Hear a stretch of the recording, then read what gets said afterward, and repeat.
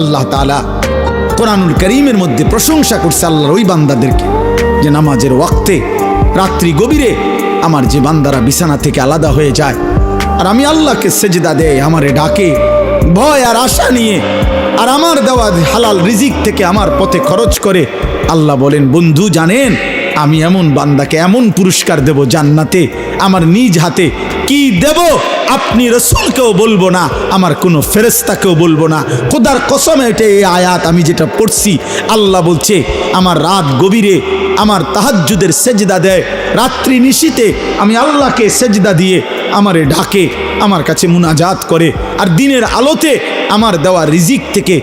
আমার দেওয়া সম্পদ থেকে খরচ করে। আল্লাহ বলেন, বন্ধু ওরে আমি এমন এমন পুরস্কার দেব জান্নাতে, সেটা শুধু আমি জানি, আপনাকেও বলবো না, ফেরেশতাকেও বলবো না, আমি আমার বান্দার হাতে তুলে দেব। ফালা তা'লামু নাফসুম মা উখফিয়া লাহুম